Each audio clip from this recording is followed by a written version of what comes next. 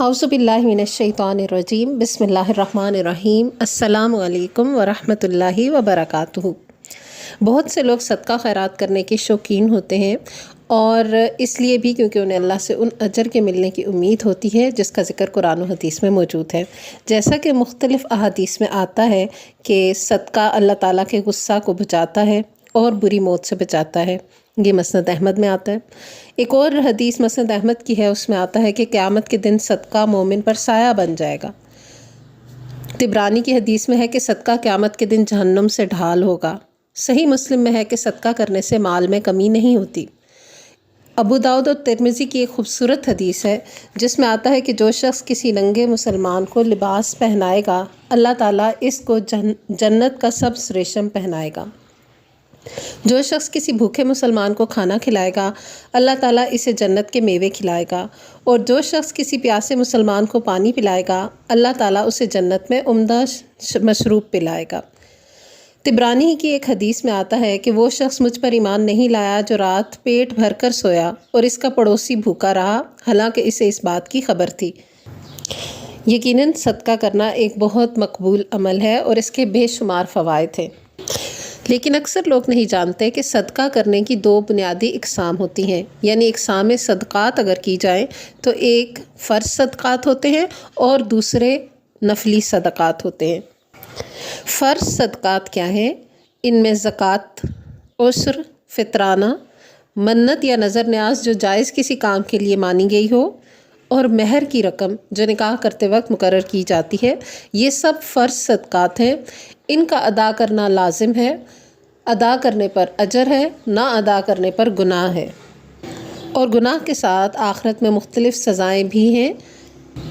اس کے ساتھ ساتھ یہ بھی معلوم ہونا چاہیے کہ فرض صدقہ اپنی مرضی سے کسی کو بھی نہیں دیا جا سکتا، بلکہ اس کے لیے اللہ سبحانہ تعالیٰ نے مصارف مقرر کیے ہیں۔ جیسے زکوٰۃ کی رقم کو 8 مختلف مصارف بیان کر دیے گئے، انہی پر خرچ کیا جا سکتا ہے۔ اس کے علاوہ اپنی مرضی سے ان 8 مصارف کے علاوہ کسی اور جگہ خرچ کرنے سے زکوٰۃ کی ادائیگی نہیں ہوتی۔ دوسرے صدقات جن کو نفلی صدقات کہتے ہیں، یہ اس فرض صدقات کے علاوہ باقی تمام خرچ اس میں شامل ہے جو بھی کسی انسان کی بھلائی کے لیے ہر بھلے اور نیک کام پر جو انسان خرچ کرتا ہے، حتیٰ کہ اچھی بات کہنا، بری بات سے رک جانا، کسی کو برائی سے روک دینا، کسی کے کام میں مدد کر دینا، حتیٰ کہ اپنے پانی کے برتن سے کسی دوسرے کے برتن میں پانی ڈال دینا، یہ سب بھی صدقات ہیں۔ یہ وہ نیکیاں ہیں، یہ وہ نفلی صدقات ہیں جو کسی بھی انسان کے ساتھ کیے جا سکتے ہیں، اس کے لیے الگ سے کوئی مصارف متعین نہیں کیے گئے۔ یہاں پر ایک بات سمجھنا جو ضروری ہے وہ یہ ہے کہ فرض کی ادائیگی سے اجتناب کرنا اور محض نفلی صدقات پر کمر باندھے رکھنا یہ درست رویہ نہیں ہے۔ یہ بالکل اسی طرح ہے کہ اذان کا وقت ہو جائے اور کوئی شخص فرض تو ادا نہ کرے لیکن 2 نفل پڑھ کر وہاں سے رخصت ہو جائے، اور ہر نماز کے ساتھ وہ ایسا ہی معاملہ کرتا رہے۔ رمضان کی آمد ہے، لوگ صدقہ کرنا پسند کرتے ہیں، ضرور کیجئے، لیکن اپنے فرض صدقات سے غفلت نہ برتیے۔ پہلے ان کا تعین ضرور کر لیجئے کہ آپ پر کس قدر زکوٰۃ یا دیگر فرض صدقات واجب ہیں، ان کی ادائیگی کا اہتمام کیجئے۔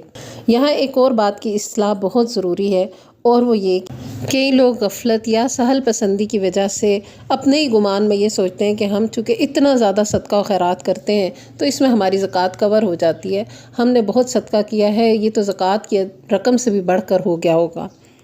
تو ہو گیا ہوگا کی غیر یقینی کیفیت سے باہر نکلیے، اپنی جو بھی آپ کی مالیات ہیں ان کا جائزہ لیجئے، اور ان میں سے جو زکوٰۃ اللہ کی طرف سے عائد ہوتی ہے اس کی مقرر مقدار متعین کیجئے، اور پھر اس کو ادا کر کے باقی آپ جس قدر مرضی نفلی صدقات کریں۔ اس سے آپ کا اطمینان بھی رہے گا اور فرض کی ادائیگی بھی درست طریقے سے ہو سکے گی۔ اللہ تعالیٰ ہم سب کو سمجھنے اور عمل کرنے کی توفیق عطا فرمائے۔ وآخر دعوانا ان الحمد للہ رب العالمین۔ سبحانک اللہم و بحمدک، نشہد ان لا الہ الا انت، نستغفرک و نتوب الیک۔ السلام علیکم ورحمۃ اللہ وبرکاتہ۔